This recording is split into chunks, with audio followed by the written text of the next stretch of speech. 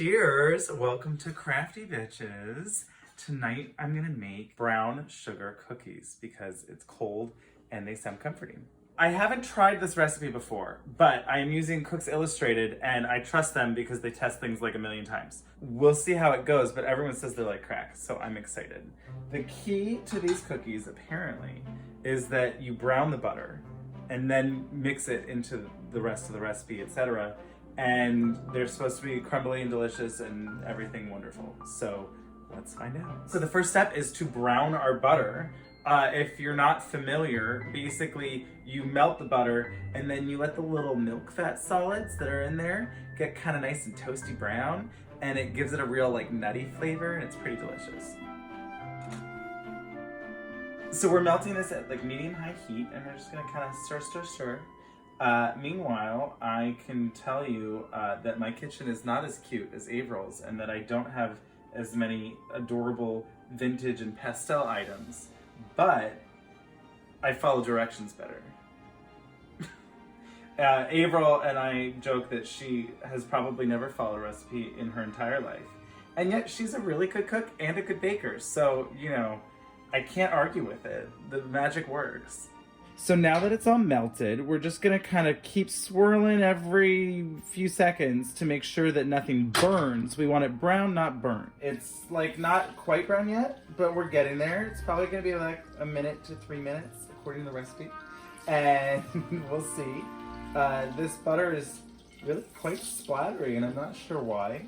My only guess would be that it has high water content, because water and fat splatter. And it's getting to be a nice dark golden brown.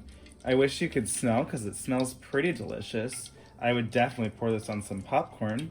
I would say that's a dark golden brown.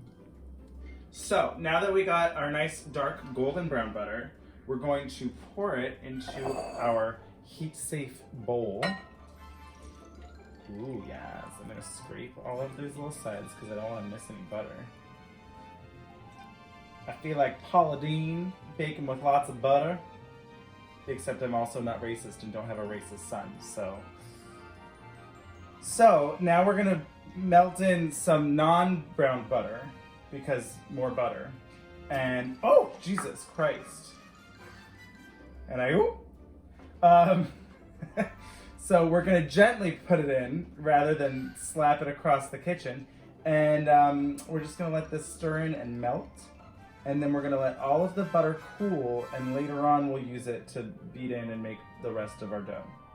All right, so the last of our butter is just about melted, and then we're gonna just let this sit for 15 minutes and cool the F down. And meanwhile, we're gonna prepare some baking sheets and we're gonna stir the dry ingredients, and it's gonna be a great, good old time. So stay tuned, y'all. I'm just kidding, there's no commercial break on this one. Or is there? So, I've just lined a baking sheet with some parchment, as Ina Garten would say, my hero. I just did a rough chop and cut the parchment to fit in place.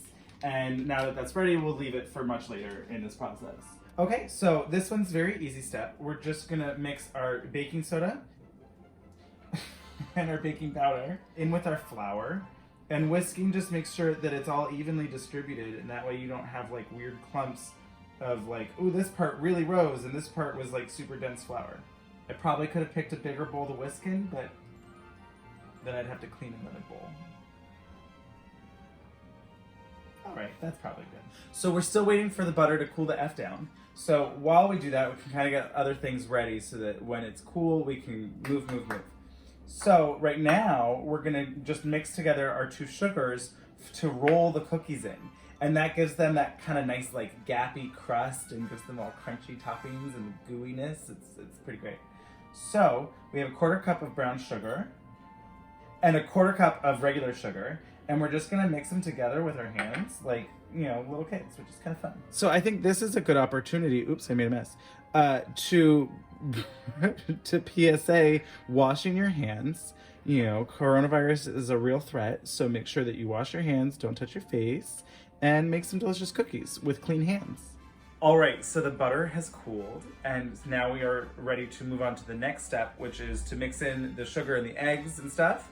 And then we're gonna add our flour slowly and not overwork it, because then you get gluten and it gets dense and you don't want that. So we're gonna add 1 3/4 cups of brown sugar. I'm gonna make sure not to splatter this time. Nailed it. And then a whole bunch of salt. And make sure that it's all nice and uniform. Ooh, that looks so good already. Ooh, I wish we could get some real ASMR action going.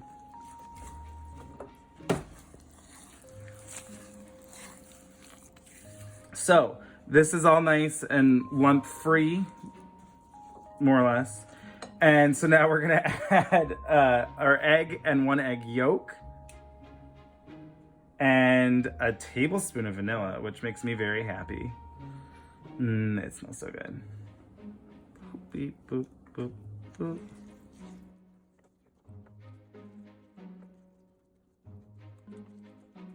So we have a nice uniform mixture, and we've made sure that everything is fully incorporated now, because once we get the flour in, you don't want to overwork it. We just want to combine it. So everything nice and combined, then we add in the flour gradually.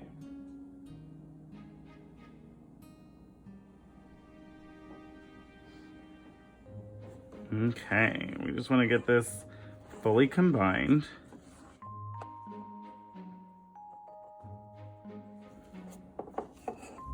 All right, I would say that looks pretty good. No flour pockets, you know, no little clumps of white. Well, mostly. So now what I'm gonna do is I'm basically gonna just draw a line down the middle, and I'm gonna save half of it and freeze it so that when I want cookies later, I can have them. And then I'm gonna take the other half and bake it now. Luckily, I have this 2 tablespoon measure, and that is exactly what they say to divide the dough into for each serving. So I'm gonna take 2 tablespoons, and then I'm gonna roll it in between my hands into a nice little ball. Bloop, bloop, bloop. Again, wash your hands. And then we're gonna just kind of bloop, bloop it. It's a technical baking term. Bloop, bloop it in the sugar mixture.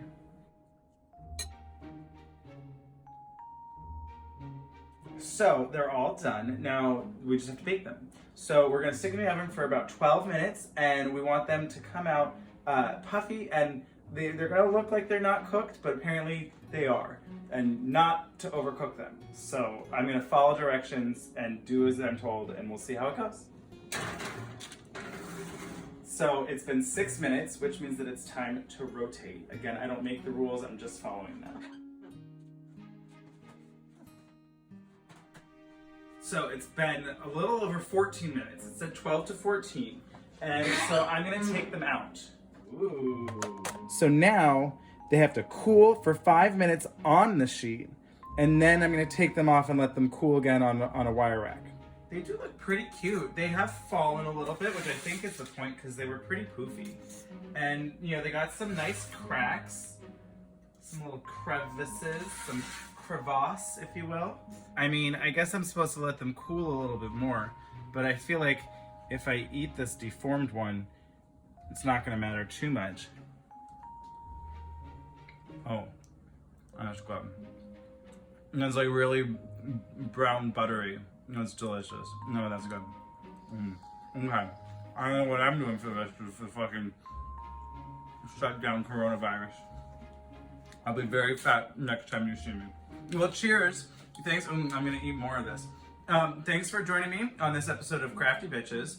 And I hope that if you decide to make these cookies, you'll send a picture of you enjoying them, because they're fucking delicious. Excuse me. Because they're very delicious.